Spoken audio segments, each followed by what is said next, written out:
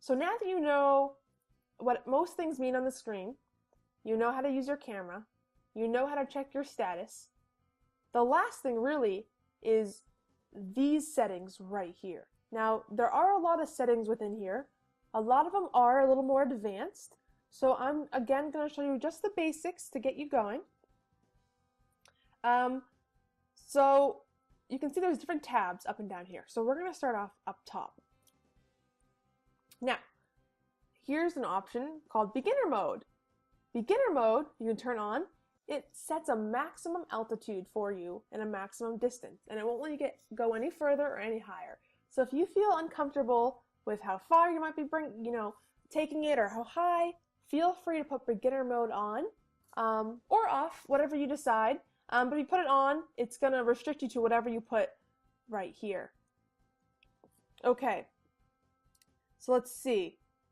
Gain and expo turning. This is, again, something you don't really want to mess with. See, I mean, it's just advanced. Well, I'll put mine back. Okay. Advanced settings. Now, like I said, there's a lot in here. You can look at fail-safe mode, and you're going to see your return to home altitude. So this is when your drone needs to return home, it doesn't know where obstacles are. So DJI made this setting so you can go to a high enough point where you can just fly over everything. So if you need to, fly over trees, you set your return to home altitude so it's higher than the trees. This way, it automatically goes up and over for you, and then it will lower and land once it is directly over your home point. So you can set to whatever altitude you'd like. It is in meters for this. So go ahead and do that. Signal lost, you can choose what you want. I want mine to return home. And let's see. Turn on arms LED light. Yes, you always want that on. Especially at night, you want to be able to see status indicators, and it helps to see where it is. And then enable vision positioning system. This is perfect for indoors. You want this on when you're indoors. I fly over water a lot, and sometimes this causes issues. So I personally just keep it off when I'm flying outside.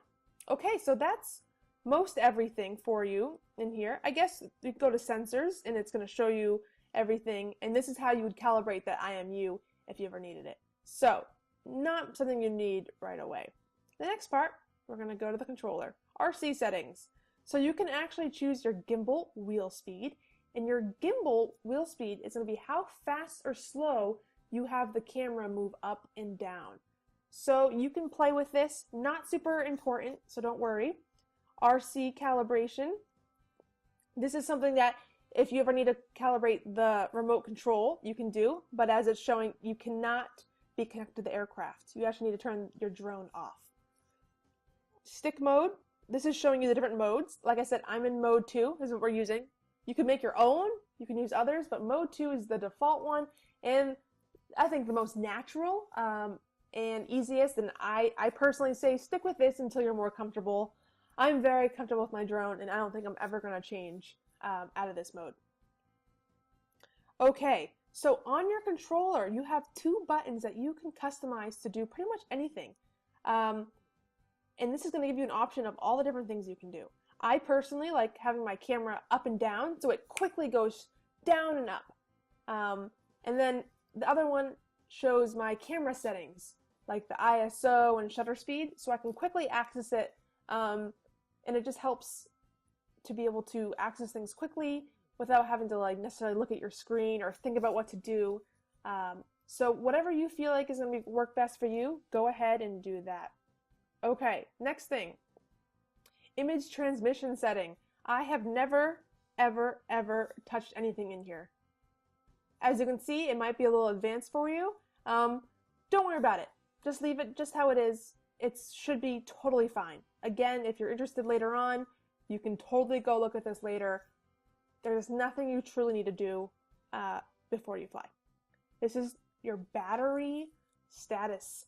So right now, my battery life overall, this is not my battery life before the battery dies for this flight. This is my overall health of my battery. I've charged this particular battery 21 times, and it has 96% of its original life left. and it will show you voltage.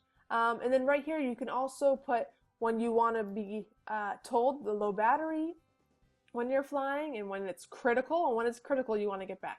So 10% and 30% are pretty good markers. I do suggest that. Time to discharge. I have mine set for 1 day because these batteries, their health actually declines when they are fully charged. As you can see, mine's already gone down 4%.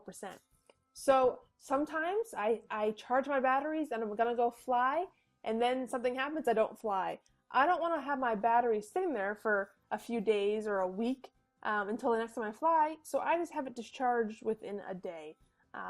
So that way it doesn't ruin my batteries. And you can make this, you can totally make this, I think it goes to 10 days. So whatever works best for you. Next tab is your gimbal settings. So gimbal mode is in follow. That's what you're just gonna want when you begin. There's another setting called FPV. Not something you probably want in the beginning. So again, play with these settings, but for right now you just want follow. Camera forward or down. You can't see it, but my camera went straight down, so it's looking at the carpet in the background here. And if I hit it again, it's gonna go back to the blinds. So that's just the way to show you how to do it. Like I said, I have one of my buttons customized to do this, so I don't have to go to this menu to do it like that. You can adjust your gimbal roll. You can auto calibrate your gimbal if there's any issues. Advanced settings, let's look in here. This is all stuff that I have also never touched. So again, do not worry about it, but I just wanted to make you aware that it's there if you ever need to customize anything or look at any other setting. So our last tab in here is our general settings. So right here is our units of measurement. I'm in the US and I use feet, so I have chosen imperial. If you're outside the US, you might want to be using metric. Other things in here that are important, show flight route. Yes, this is very helpful. It's not necessary, but it's very helpful to see where you've flown if you want to, fly back on the same route. It's also helpful to see where you're pointing. It's something that I definitely prefer, and I do use a lot to keep track of where I am and where I'm going. Okay, so cache map in the background. This is something I definitely like, because if you ever fly anywhere where you don't have service, your map may not load. And this isn't a huge issue, but I personally like to have my map. It's kind of like a safety blanket for me. So, for instance, I went to go fly somewhere in Canada, and I knew I wasn't going to have service because my phone was going to be in airplane mode.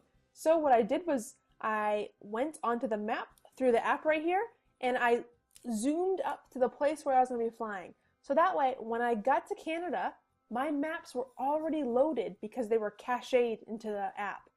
So this was great because then I had my maps even though I didn't have service. So this is always a helpful thing, just to have maps preloaded just by looking at them on your screen. So that's pretty good. In here, there's not too much, just some general stuff. If you do feel like you need to know more about the app or you're confused, please turn on tutorial. They will go through and give you some more explanation on some of the settings. It's not nearly as in-depth as I've gotten, but it's definitely great if you feel like you just want a little more information. So that pretty much does it for everything you need. Most of the things I showed you, you don't even need. But that was a little bit of some basic settings. So remember, when you're flying, this is what you're seeing, everything right here. So get more familiar with everything here. There's not much you need to click on here. It's just stuff to keep you informed of what's going on. The one thing that you will click on is before you fly, you'll probably check your indicator, and you might click on it and see what's happening in here.